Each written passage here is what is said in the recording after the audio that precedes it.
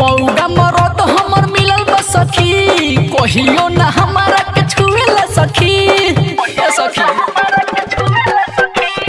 मौगा मरद हमर मिलल बा सखी, कहियो ना हमारा के छुएला सखी। मन कर भाग जाई ससुररिया से, सैया चाहतलीना ए राजा, सैया चाहतलीना हमरा उठल लिया ई फाटतावे चलिया गरमी से।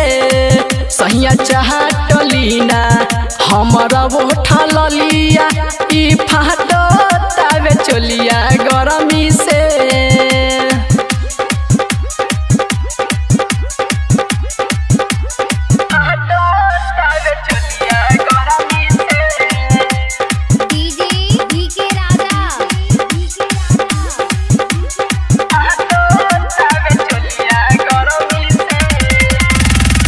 लगता जवानी हमारा सूख जाइका ए सखी, हमारा जवानी के दिया बूत जाइका ए सखी।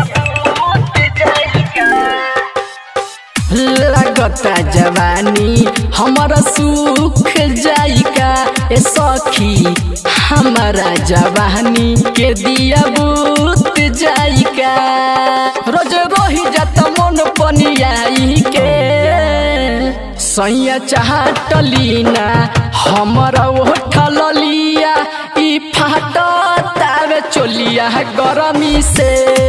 सैया चाहतलीना हमरा उठल लिया ई फाटतावे चलिया गरमी से।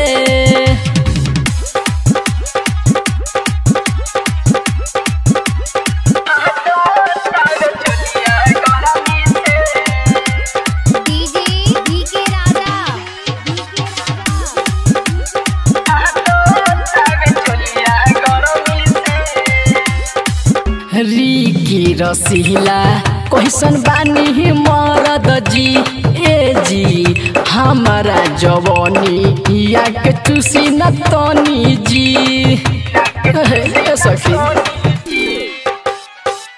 रिकी रसीला कैसन बानी मरद जी, ए जी हमारा जवानी या के चूसी न तनी जी।